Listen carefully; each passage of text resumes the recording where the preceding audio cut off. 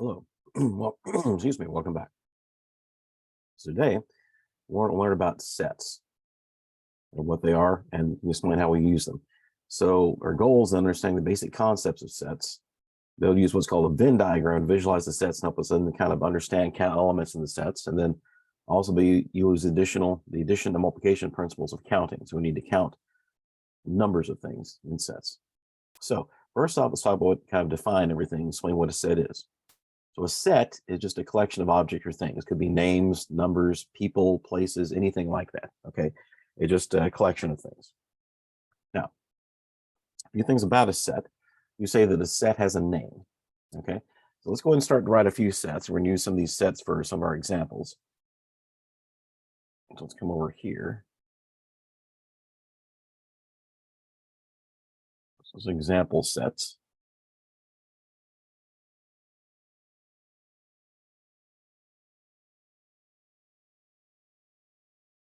Okay. So let's say we have a set A. So that's its name. Let's say it's the numbers 1 through 5. So 1, 2, 3, 4, and 5. Okay, that's a set A. Now, let's say we have another set B, and it contains the numbers 2, 3, and 4. Let's say we have a set C, and it has the numbers 3, 2, and 4. And let's do a few more. Go ahead and do our set D. Well, actually, we'll hold those off for a few minutes. So let's talk about a few more ideas here. So we'll kind of read through this and we'll actually look at some examples of each. So if an object is part of a set, it's called an element. So each one of these things here, numbers 1 through 5 are called elements of set A. Okay. And the numbers 2, 3, 4 are called elements of set B, and so forth. If a set has no elements, it's called the empty set. Okay. So if a set with nothing in it, then it's the empty set. And sometimes you might create a set like that, or sometimes it may occur because, as we'll see later, it could be that some sets have nothing in common with each other. Okay. The order of the elements of the set doesn't matter. All right. So if you notice, sets B and C have the same elements. So our next point then, two sets are equal if they have the same elements. Okay. Because the order doesn't matter. Okay. So these two sets are equal because they have the same elements. And finally, if A is a set, number of elements of the set is written as N, and then parentheses A, since you're saying number of elements. So let's actually add a few more sets and we'll talk about some examples. So we also have a set D, and it has numbers 6, 7, and 8. Set E, and also use these little squiggly lines often to indicate sets. It has numbers 4, 5, and 6. And let's make one more set I'm going to call U, which I'll explain in a moment. U. Actually, let's do one more. Let's call one set F. And let's say this has nothing in it, which is the empty set, as we just said. And let's say we have one more set U, which is the numbers 1 through 10. So 1, 2, 3, 4, 5, 6, 7, 8, 9, and 10. Okay. We'll explain why I call it U here in a moment. All right. So let's work with some of these ideas. Okay. So we said the idea of if an object is part of a set, that's an element. Okay. So we can say, let's say, for example, 2, the way we write this little kind of E shape is an element of A. What that means is an element of. Okay.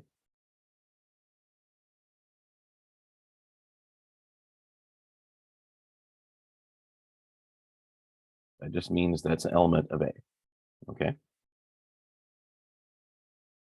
Now, but I can also say that, 8 is not an element of A. If you look at our list, 8 is not in A.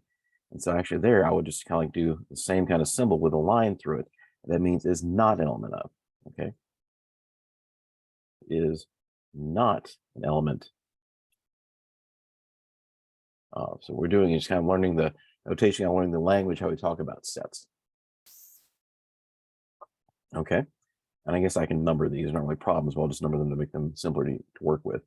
Okay. Now, also we said that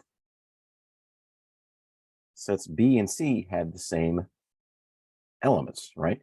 So what that means then is that set B is equal to set C because they have the same elements, therefore they're the same. So the order of sets doesn't, the order of elements in sets doesn't matter. But, for example, we can also say that A is not equal to B.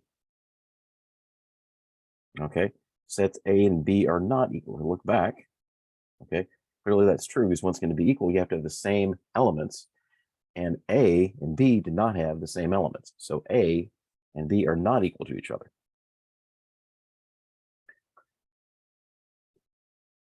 Okay, a couple more ideas before we move on. Now, if we talk about the number of elements, for example, the number of elements in set A is the number 1 through 5, so the number of elements in set A is 5. There are 5 elements in A, right?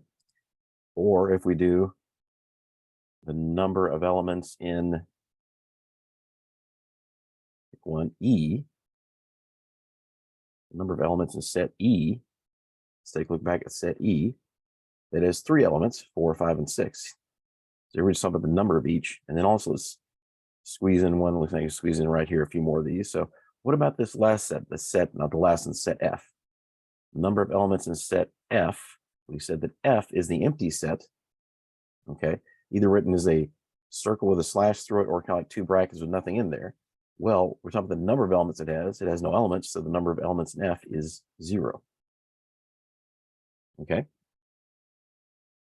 Now, so these are ways of representing these different, just some kind of understanding the language of sets. Now, a few more ideas. Let's actually skip ahead just a minute with this idea of subsets, and we'll come back to this Venn diagram universal set. Okay, well, let's go and talk about the universal set. So the universal set is a set of all possible elements. Basically, what you're talking about is written as U.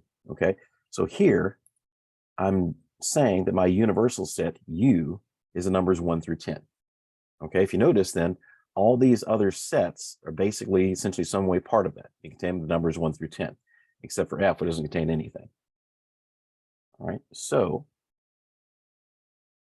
if you think about that, and then let's talk about the idea of subsets. So let's say statement number 8. So idea of a subset, if every element in set A is also in a set B, then A is called a subset of B. And also says 2 sets are equal only if they are subsets of each other. Okay, so let's make a statement. So if you notice B, look at B, for example. B, every element that's in B, 2, 3, and 4, is also in set A, 2, 3, and 4. Okay, what that means then is B, we write this as B is a subset of A. And what this says, once again, this means is a subset of.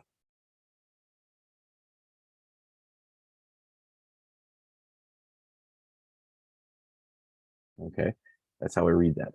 Okay, now we can also say this, and we'll explain this difference here. Write a better B. I'll say that B is, and this is a slightly different symbol. What this is what say is what's called a strict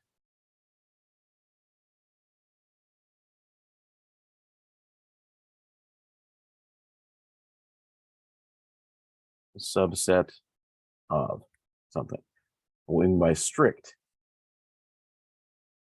is that this is kind of like the idea of, and think about with numbers, less than and less than equal to. Okay, so what this says is B is a subset of. This means that B, so every element that's in B is also in A, but here these are both true because what this means implies, if we do a strict subset, that everything in B is also in A. There are some things in A that are not in B. Where here we're not making that distinction. This is kind of like the idea of less than or equal to or less than, and think about regular math. So we say that, for example, we can also say, let's go down here, number 10. We could also say that A is a subset of itself. This is true, okay? Because every element that's in A is also an element in A, okay? This is, because we have this kind of like less than or equal to. It's like saying 5 is less than or equal to 5. Either one of those is true, it's true. 5 is not less than itself, it is equal to itself. But we could say this, that A is this true? No, because A, that would say that there are elements in A that are not in itself, which doesn't make any sense. Would I put a slash through it, like indicating that it's not true? Okay, so A is not a strict subset of itself. Okay, and a couple more ideas about this idea. Oops, that should be number 11, not 10. Strict subsets is that, let's look back at our sets B. So set B is a subset of C. And we said a minute ago that B and C are equal because they have the same elements. So this is also true. B is a subset of B. Okay, B is a subset of C. Every element in B is also in C. Okay, and we can also say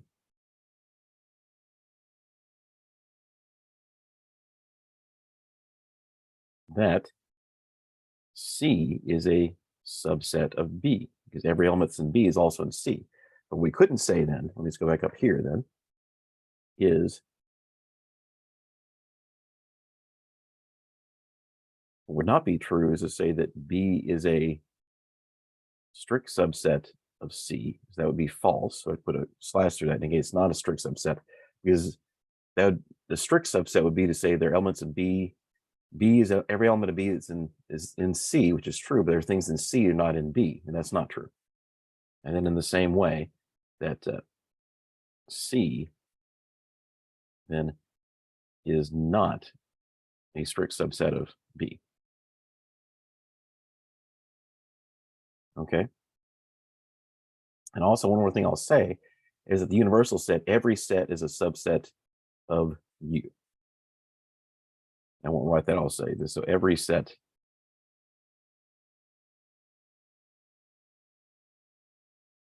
is a subset of U, the universal set. That's why it's called the universal set. It contains everything that we're interested in. Not say everything in the world, everything in the universe, but just everything we're interested in. Like in this case, we're saying the universal set is numbers 1 through 10. So all these other sets are basically subsets of that. Okay. All right. So those are some ideas working with the kind of notation, kind of the language of sets and subsets. And also one more thing. So these two things go hand in hand. So if two sets are subsets of each other, then they're equal. Okay. Now, let's talk about the next idea of Venn diagram. You may have seen, you've probably seen Venn diagrams before, but you might not know what they're called. But basically, it's just a good way of visualizing sets and the relationship between them. Okay. So let's take a look at this. So a lot of times we indicate a box, and that the box is U, our universal set. Okay.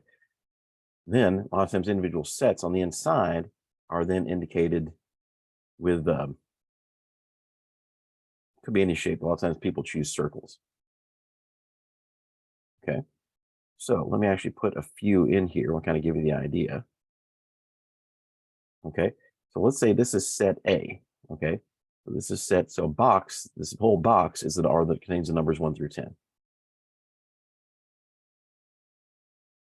Okay. Now, so A is numbers 1 through 5. So this circle here represents the numbers 1 through 5. All those numbers 1 through 5 are in here. And also what that means is that B is inside of A. Okay. So it contains the numbers 1 through 5. All right. Now, let's take a look at this and actually make a better 8 here. Set D, if I want to write kind of a strict sense, D could be, for example, over here, because in set D, it doesn't share anything in common with A. Okay. So that's one way to write that.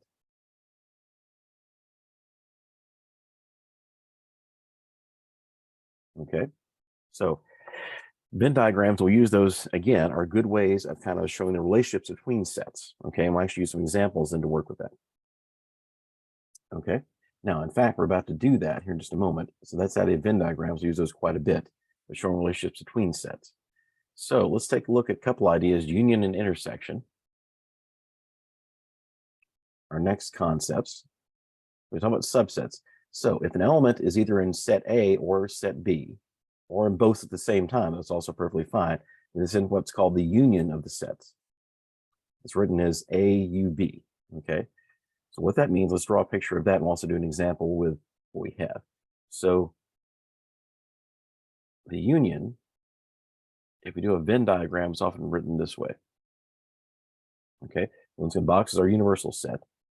Here is our set A, and here is our set B. Now, we show them overlapping. Now, a lot of times it's standard. Now, it's possible they might overlap, and if not, we'd say that what they have in common, what this overlap is there's nothing in there. That's possible. A lot of times it's written this way. So the union, what this means is our union is going to be if element is in A, or if it's in B, or if it's in both at the same time, it's in what's called the union. Okay. Mathematically, this means if in either one, it's in the union. So the union is this shaded region right here. Anything that's in A or B is in the union. All right. So let's take a look at a couple examples from our sets we have.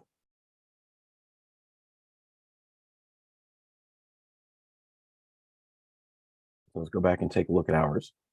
All right. So let's say we want to do the union of A and D.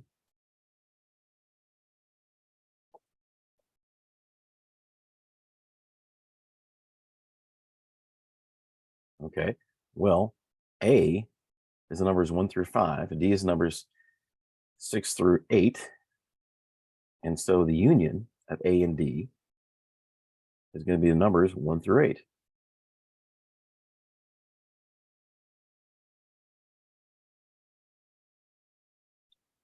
Okay. That's the union. Because we're saying if a number is in either one of those sets in the union, so the union contains those numbers, because each one of those numbers is either in A or in D. Now, what if we did A union B? Okay, remember A is numbers 1 through 5. B contains numbers 2 through 4. We said that B is a subset of A. So actually, in this case, the union of that would just be A. We did numbers 1 through 5. In this case, that would just be A. Okay, that's the idea of union.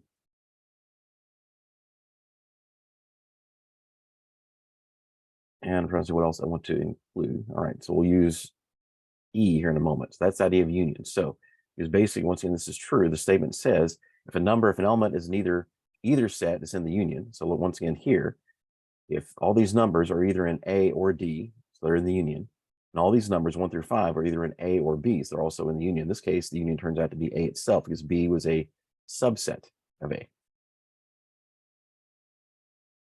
Okay. All right. Then let's take a look at the next idea, which is an intersection.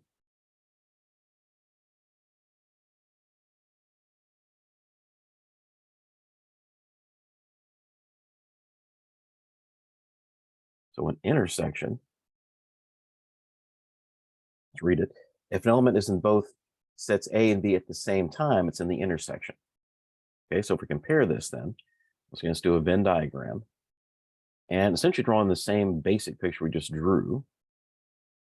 Here are sets A and B. So this is A, this is B. So the intersection is this section where they overlap. Okay.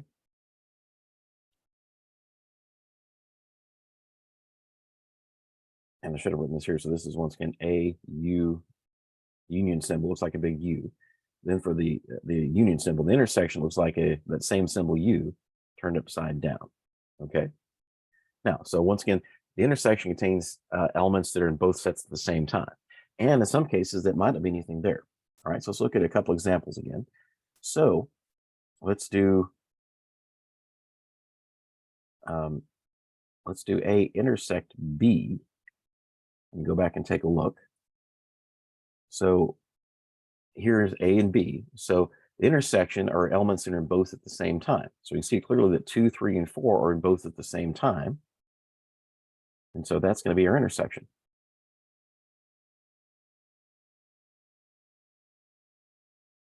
So the elements 2, 3, 4 are the elements that are in both A and B at the same time.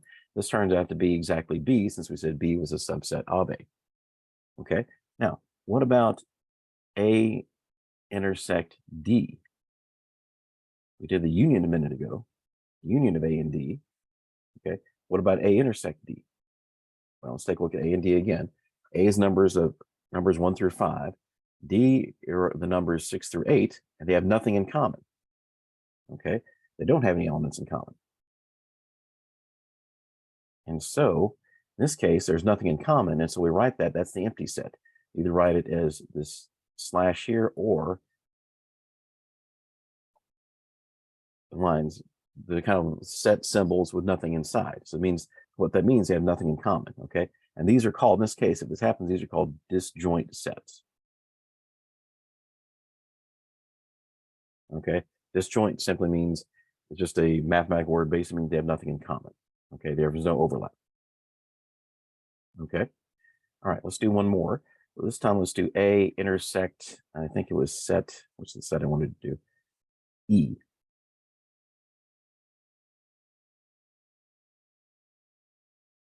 So A intersect E. Look back. A, of course, once again, numbers 1 through 5. E is numbers 4 through 6. So what do they have in common? And both what's in both at the same time are the numbers 4 and 5. So that's the intersection of that. So the intersection is the set that contains numbers 4 and 5. Okay, that's the intersection. That's what both of those have in common. Okay. All right. And then another idea, let's see how much space I have, is actually I need to move these examples down. I have some more examples, not quite ready for those yet. So let me move them down some. You have room here for the next idea. Let's talk about the next idea, which is called a complement.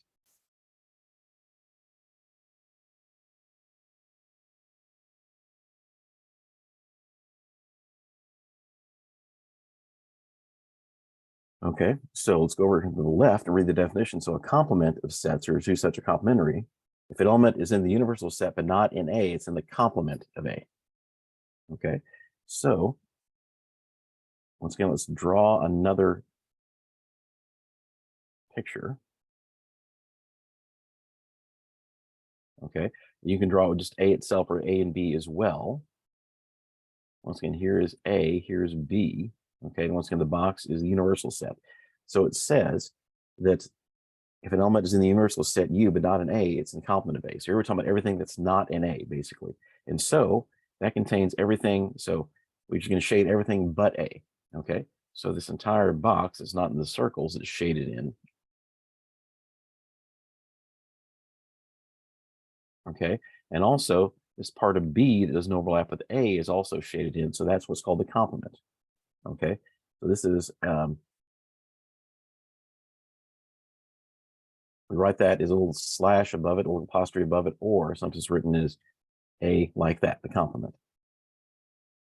Okay, now what that also implies, as I mentioned here, also what that means is if you look at our picture, that if we do A and intersect it with its complement, that's the empty set because that's what makes them complements. Okay, if something is an A or if something's in A, then it's not in the complement, and the other way around. If something's in the complement of A, it's not in A. So they have nothing in common.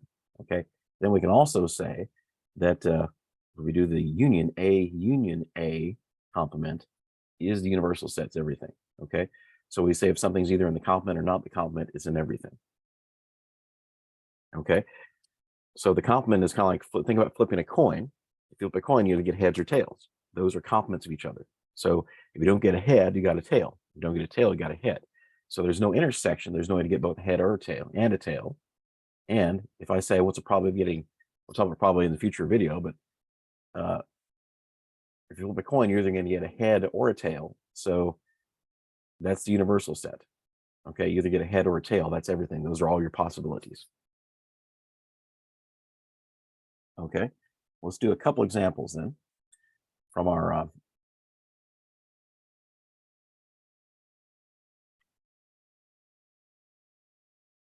so A complement. Let's take a look at that. A complement in our examples, once again, A is numbers 1 through 5. So its complement then are the elements in the universal set. They're not in A, those numbers 6 through 10.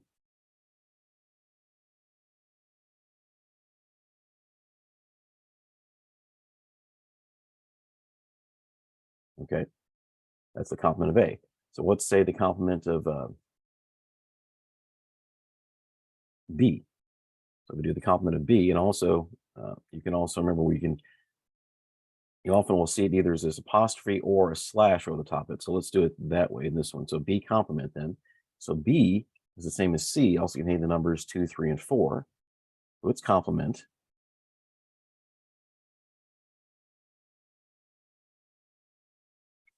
2, 3, and 4 contains numbers 1, then 3, 4, 5, 6, 7, 8, 9, and 10. Okay, that's the complement of B. Those are the numbers that are in the universal set, but not in B. Okay, that's the idea of a complement, and that's also future talk about a future video talk about probability. That's a very the complement's a very powerful idea in probability. Help us out. Okay, so let's do another example, another couple examples to make more sense of this. So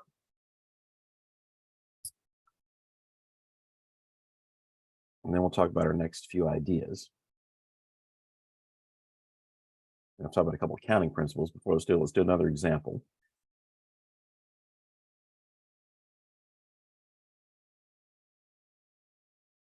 Okay, so let's say I have 10 people.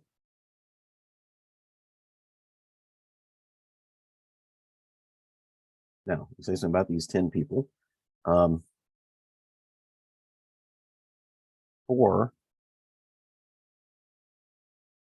like dogs. 5 like cats. And 2 like both. So what we're going to do then, it's going to let me move these examples down. Examples planned for later. I just need to make sure I get them out of the way so I have plenty of space. Okay, let's go back to this. Now so what we're going to do then, let's make a Venn diagram of this.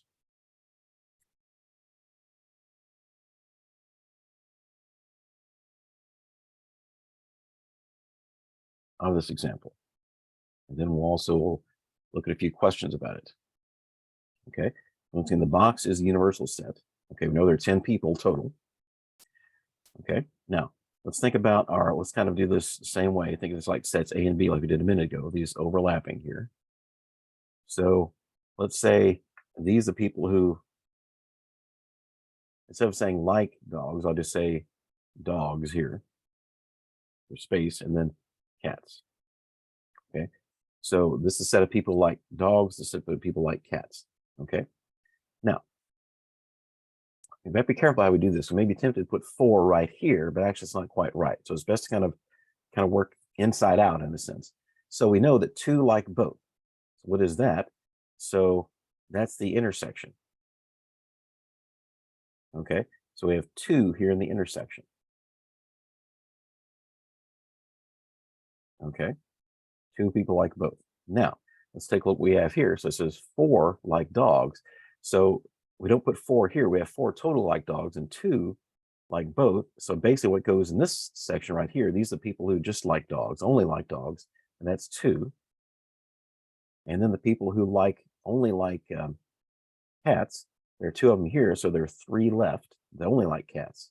Okay, now we can do now is kind of add these up. And how many do we have left here? We now have 10 total people. So we have 2 here, 2 here, and 3 here. That's going to be 7.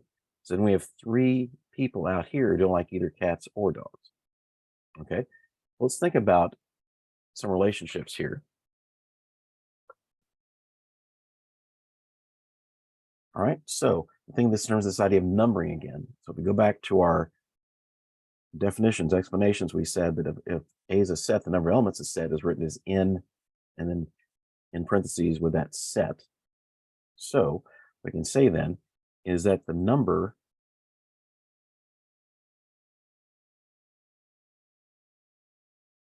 of people who let's see, actually probably more efficient if I just go up here and do that because I've already done that. Okay, so 4 like dogs, that tells us then the number of people who like dogs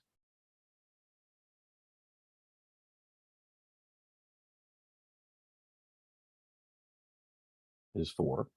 Okay, and so the number like cats, the number who like cats is 5. And then the number like both is actually, that's going to be in the intersection. of the number who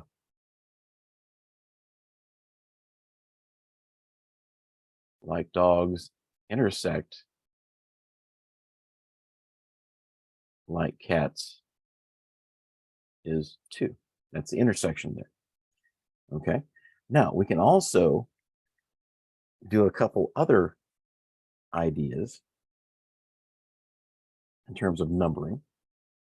All right. So let's think about what's in this box out here. Okay. So we said the universal set, the number in the universal set is 10. Okay. I can also put there. So the number in the universal set is 10. We have 10 total people.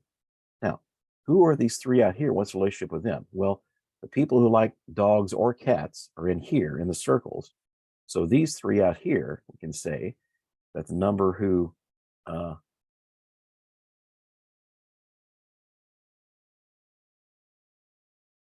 don't like dogs, make that a complement.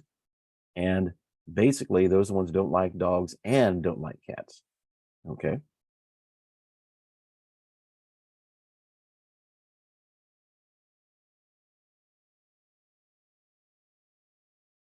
Okay. And once again, those making those apostrophes indicate that these are the complements of those. Okay. And that number then is 3 because we have 3 outside here. Okay, those are the numbers who don't like either one. Those are the complements of people. The complements of people who don't like dogs.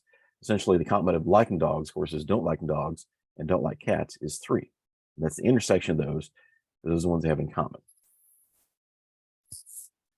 Okay, now let's also add a couple other things here. Let's call it number 1. Number 2, how about we do the number who don't like dogs? Okay, neither kind of added up from our diagram. So the ones who do like dogs, we have 4, right? These 2 here. So how many don't like dogs? Well, we have the 3 who like only cats and the 3 who don't like either. And so that's going to be 6. Then if we also do the number who don't like cats, in a similar way, we add up the ones who don't like cats. So ones who do like cats are the 2 who like both and the 3 who like only cats. Okay. So that's 5. So what's left then is 5 more because we have people who don't like cats are the ones here that only like dogs and the 3 who don't like either. So that's 5. Okay. And it turns out these are all actually what's called disjoint sets. So let me make one more comment on this. Okay. And this is something we'll actually use in the next example. Also, we talk about counting. Let's go ahead and talk about one element about counting. In fact, I think I'll go ahead and do this first. These are disjoint. And that's sets. And that's a nice thing which helps to actually write or do our Venn diagram like this. Fill everything in because then we can have these disjoint sets. Makes things easier to count. Okay. So this is a general statement. Okay. So we're going to have here, okay, is this, of course, in the middle is if this is set A and this is set B, I'm just going to circle those and make it easier. Once again, the total set is U. Okay. The whole box is U, the universal set. Then what we have in the middle, of course, is A intersect B. That's what they have overlap. Now, and we just said a minute ago, this on the outside of the 2 circles is essentially, if you're outside here, you're not A, you're A complement and B complement. You're not neither A or B. All right. Now, how can we write these 2? Well, here in this set, what you are is basically you're in, of course, you're in set A, specifically this kind of crescent shape that's not in the overlap. This is A. If you notice, what else we can say about it? It's A, but it's also the intersection of B complement. Okay, what does that mean? Well, if you notice, B is everything in this circle. And then B complement will be everything on the outside of that circle, including this part. So this is the intersection of B complement and that. Okay. Yeah, so just so we did here. So this was A complement was everything outside of A. And so we can write this as this is A intersections of B complement would be everything outside of B, including this crescent shape with A. And then if we intersect that with A, this is crescent shape here left. And this then, in the similar way, over here is B intersect A complement. Okay, and these are all disjoint sets. Now, let's talk about our next concept with counting. Okay, the addition principle for counting.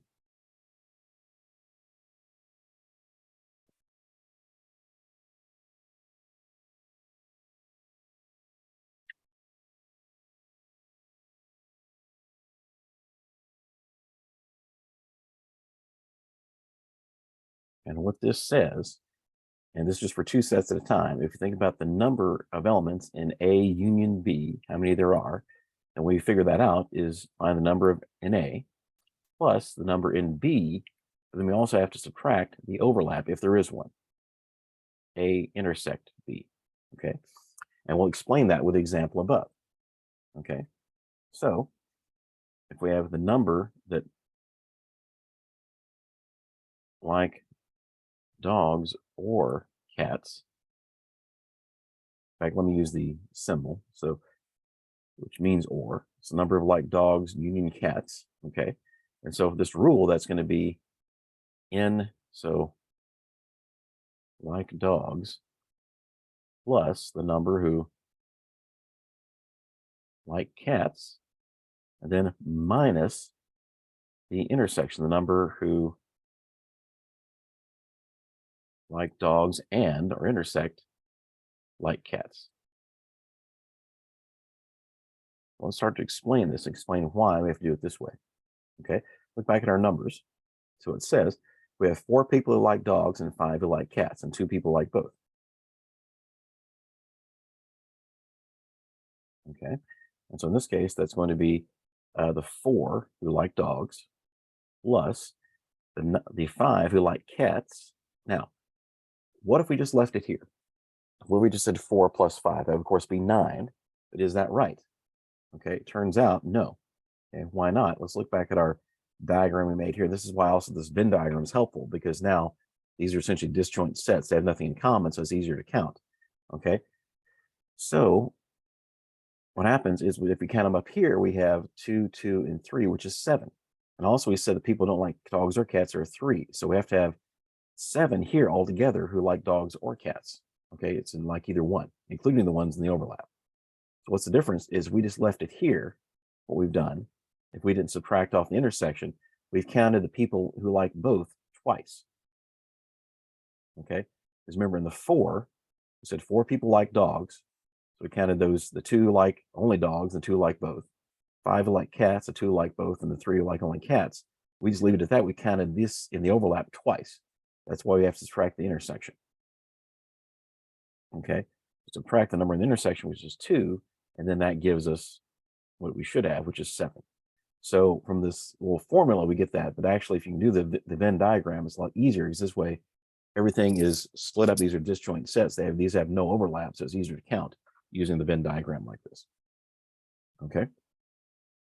Let's look at a couple more examples with this counting principle.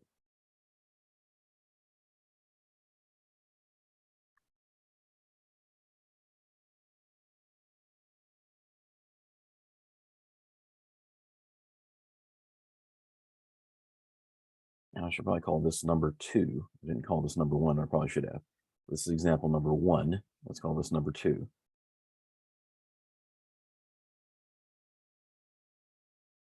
Okay. So let's say we have, what we know is that we have sets A and B again. The number of people in, or number of elements in set A is 70. The number in set B is 90. The number in A intersect B is going to be, or sorry, A union B rather. In this case, we're given the union, not the intersection. Number in A U B is going to be 120. And then finally, the universal set, the total number is 200. Okay, this is a bit different from last time. This time, the previous we told the intersection, I mean, like both cats and dogs. This time we're told this. Okay, so what we want to do is basically fill out the Venn diagram.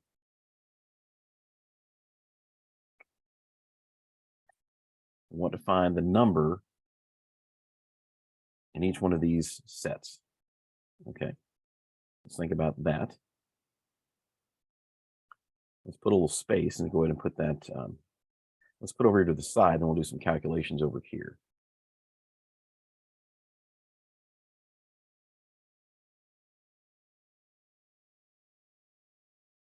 Okay, of course, here is A and here is B. All right, so let's think what we have so far. We know the universal set is 200 total. Okay, we know that AUB in either set or B, set A or B, is 120, another number each. We don't know the overlap here. In the last example, we're given that. We don't know that yet. So what do we do? Well, we can use this formula we just used to help us find that. Okay, so we know that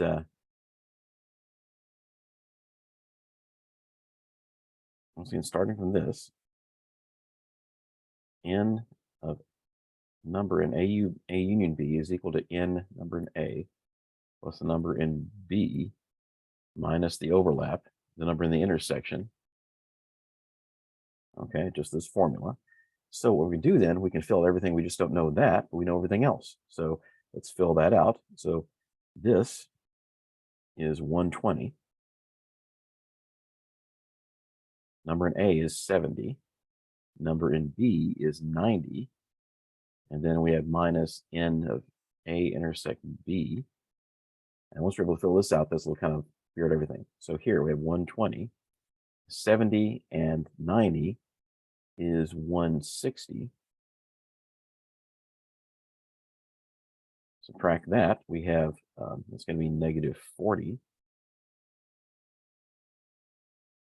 And then just divide both sides or multiply both sides by negative. So the number in A intersect B is 40. Okay, now that allows us to kind of complete everything. So now the number in the intersection is 40. Okay, now this area right here, this is, we'll look back at this picture we just did, these disjoint sets. We said this was A intersect B complement. Okay, and so that's the number in A intersect B complement. And so this is going to be the number in A that are not in the overlap. Okay, so how do we get that? So that's going to be the total number in A, okay, minus 40. So that's going to be 70 minus 40, which is 30. All right, and in the same way, the n of B intersect A complement, same way, is going to be 90 minus 40. And that's going to be 50. Then we just have one more to go. And actually this last one, and this is basically what's left over, okay? A complement intersect B complement.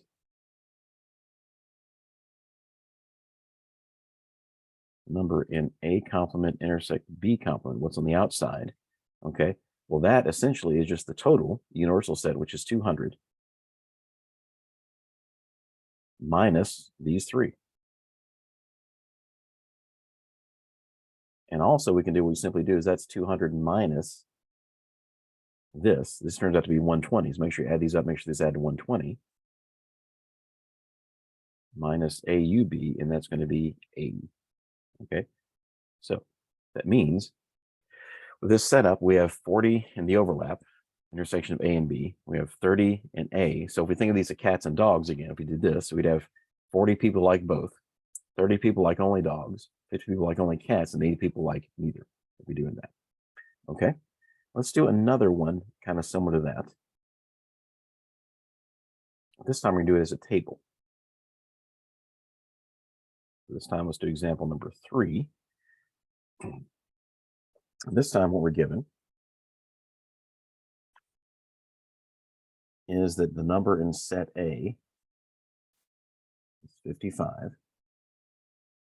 The number in set B is 90. The number in A intersect B, we're given that this time, is 35. and then the universal set is 100. Okay, this time what we want to fill out then is a table. All right, so let's come down here and make this table. What we're going to have looks like this.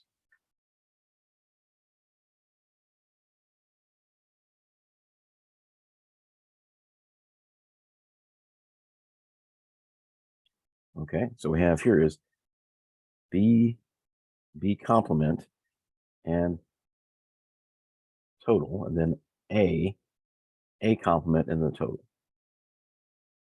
So basically, each one of these spots is essentially an intersection. Okay, we've got a table what they have in common.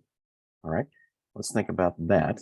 So I'm going to fill this out a little bit different. So this kind of doing the similar information, we're just filling out in a different way.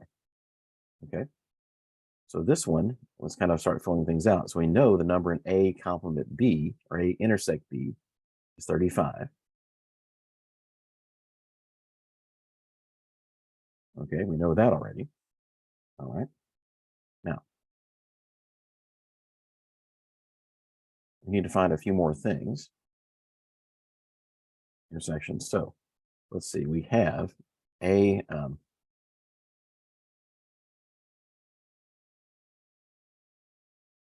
so A intersect B complement.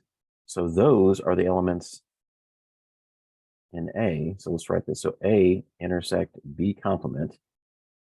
We have to go back to that diagram we had a minute ago. Those elements in A that don't overlap with B. And actually, we can do that fairly straightforward now.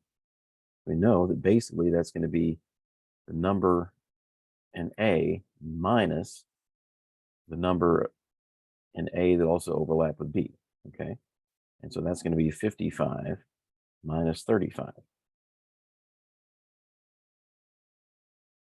And that's going to be 20.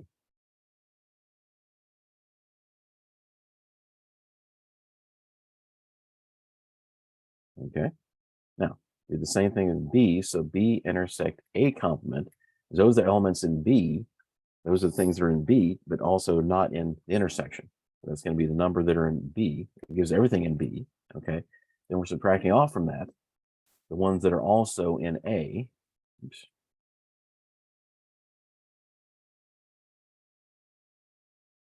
Okay. So the number in B was 90 and minus 35. And that's going to be 55. Yeah.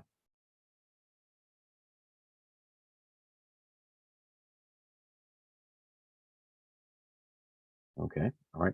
Then this last one. All right. So this is going to be A complement intersect B complement. All right. That was a little bit tougher. Okay. What we're going to have then is that's going to be the number in the universal set. Okay. Actually, minus everything else. Okay. Go back and take a look at this diagram we had up here. All right.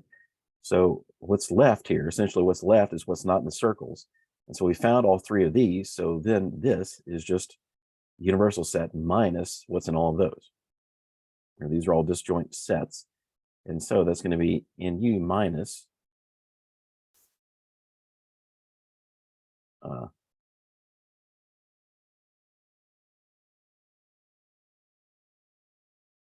the intersection minus A intersect B complement. What's in A that's not in B, minus what's in B that's not in A.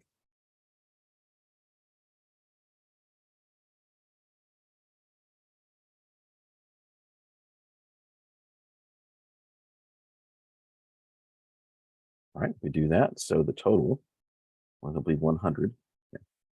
They have 100 minus 35 in the intersection, minus 20 in this one, and minus 55.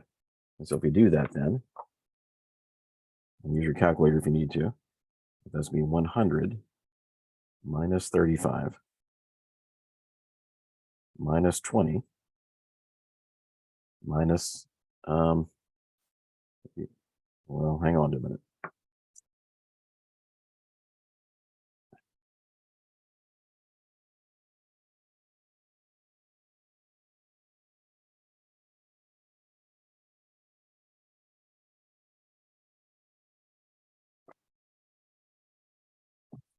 Okay, hang on just a minute.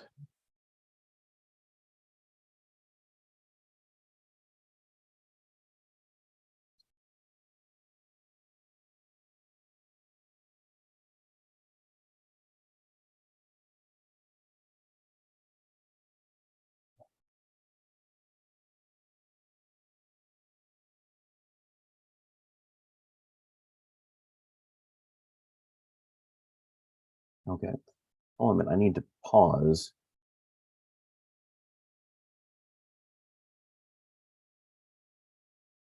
I may have to pause the recording. Give me just a moment. Something is not adding up.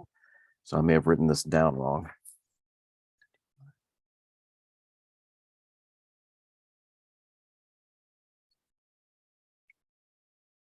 Okay, yeah.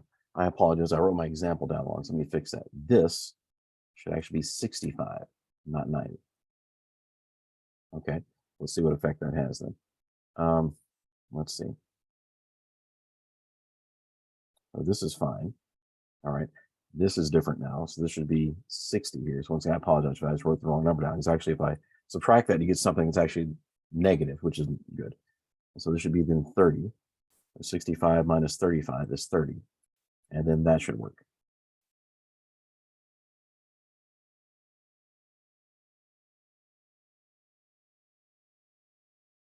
Okay, let's try that again. So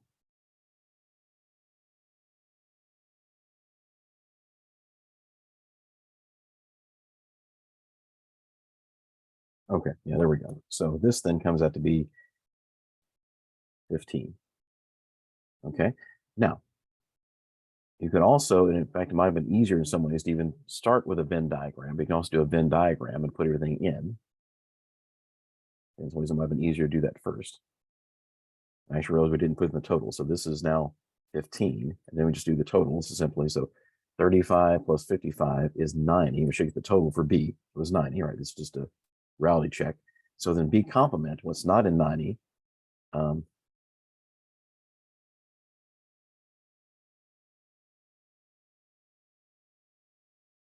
wait a minute, which I need to.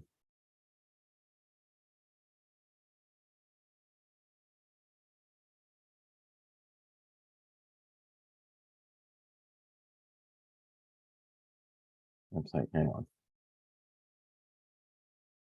Let's see.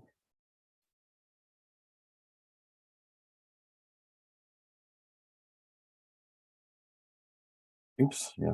Let me restart this. Yeah, I apologize. I wasn't as careful as I should have been. So let's start this again. I have these all right. Let's put in the table incorrectly. Okay, so A intersect B is 35. Then B intersect A complement is 30. Okay, then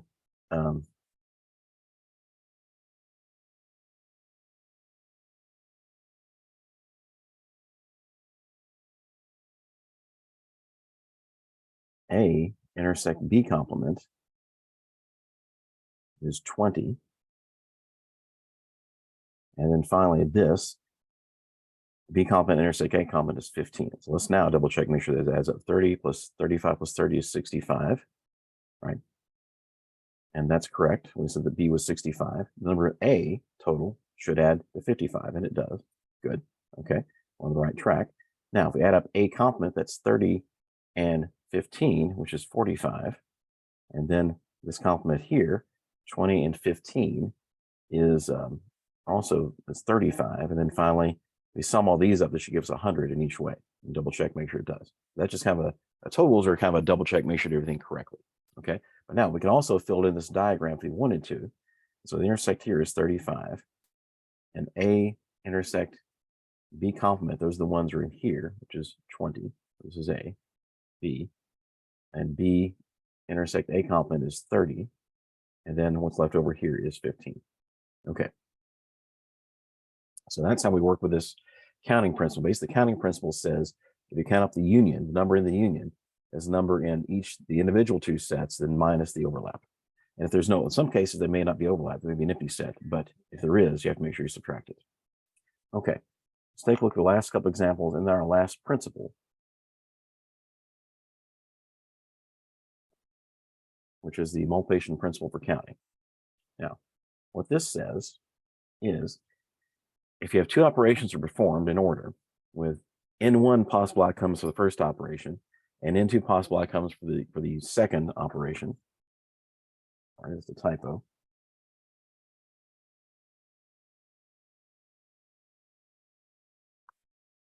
For the second operation,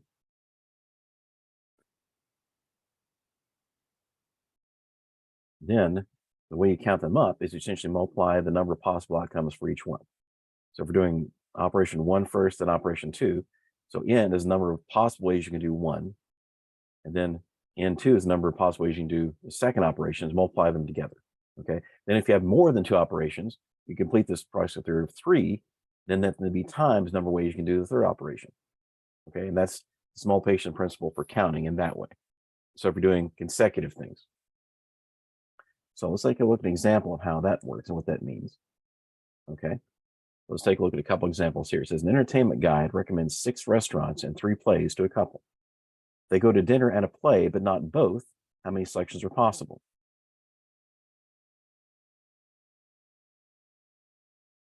Okay, so this one, this is not really two. This first part is kind of, in a sense, not really two operations in the same way. But let's think it through. All right. So if they go to a dinner and a play,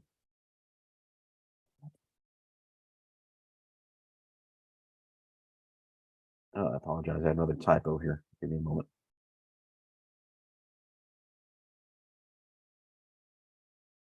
Go to a dinner or a play, but not both. How many selections are possible? Okay. Well, if you have 6 restaurants and 3 plays, okay, you could go to 6 restaurants, let's abbreviate that, or 3 plays. So this one's not really this multiplication principle. Here we're saying either. This essentially is or. Okay. So or is kind of like the counting principle, the addition principle for counting. Okay. And so that's just going to be, we said not both. So essentially that's going to be, and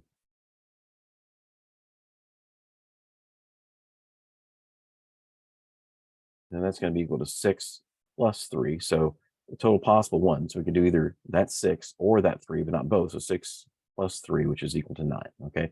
So 9 possible outcomes we could do for this. Okay. So you can go to either one of the 6 plays, or any one of the 6 restaurants, or any one of the 3 plays, so 9 possible total outcomes. Now, let's take a look at part B and see if that's different. This is they go to dinner and go to a play, how many combined selections are possible? Okay, here, this is this multiplication principle. So we're going to use multiplication principle. And kind of the key to it is because we're going to do both. We're going to do one, then the other.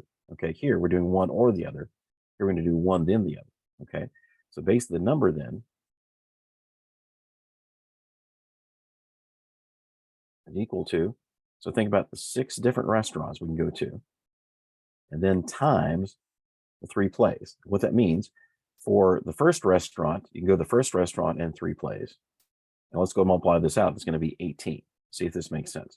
For restaurant number 1, you can go to that restaurant, then you have a choice of 3 plays.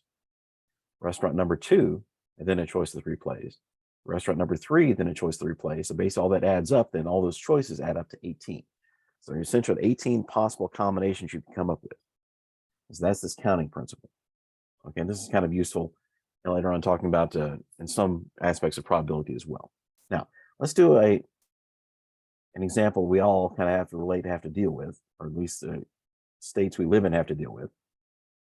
How many different license plates are available with 3 numbers and 3 letters? Okay, so this is basically this kind of a counting problem. This is one where we continue this. So let's take a look at the license plate possibilities.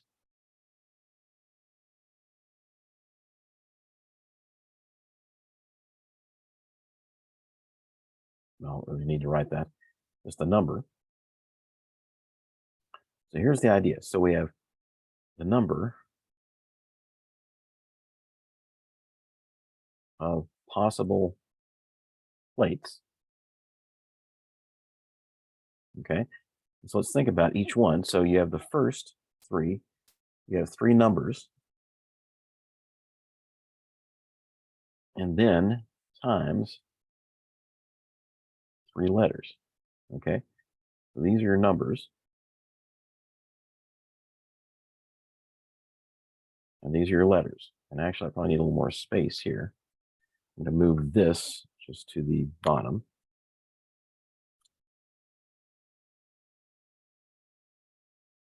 Just rewrite that.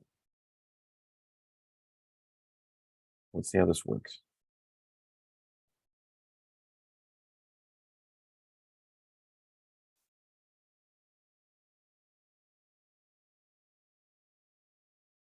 Okay, so here are your numbers, and here are your letters.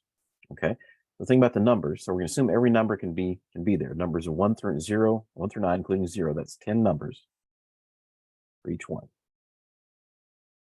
Okay, so the first one are the numbers. When you say any numbers is possible, so you have 10 numbers for the first one, 10 numbers for the second place position, 10 numbers for 10 possibilities for the third position. Okay, and do the letters. Let's assume we could all do all 27 letters. That's going to be 27 possibilities for the first letter, another 27 possibilities for the second one, and another 27 possibilities for the third one. So this can actually be a fairly big number, but just use your calculator and multiply them all out. So 10 times 10 times 10 is 1,000, then times 27.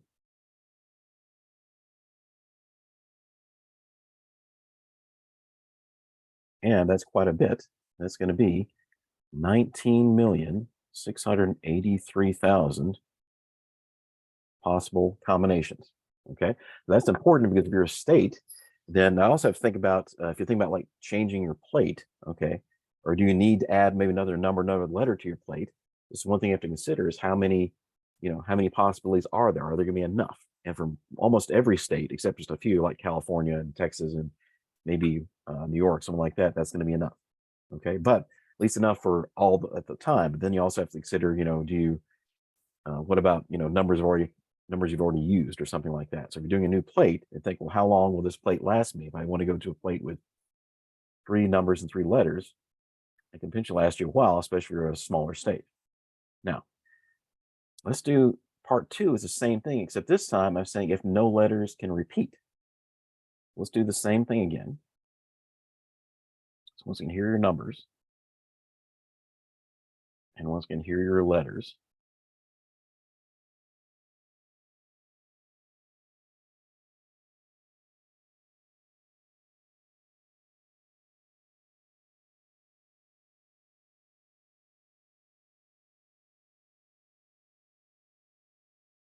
Okay. Now we're saying neither numbers or letters can repeat. Let's think about how this works then. So for the first one, you have 10, just like we did before, 10 options for the first letter. But if you're saying that can't repeat, whatever number you put here, we can't use again. So that means here for the next one, we'll have 9 possible. Okay, make sure that's clear. So we started with 10 possible numbers here, 0, then 1 through 9. But whatever number I used here, I can't use again the second one, means now I only have 9 available. Okay. Then in the second one, the same way, if I use a certain number here, I can't repeat, that means now I have 8 left. Okay. Same thing for the letters. To start, I have 27 letters for the first one, but I've already used 1 letter here. So now the possible letters I have are 26. And then since I've used the letter here and here, which I can't repeat, next I have 25 available for that one. So this one, as you expect, this is actually going to give us fewer numbers for our possible plates. Let's see what this is. So 10 times 9 times 8 times 27 times 26 times 25. Right. And this turns out to be 12,636,000 possible plates.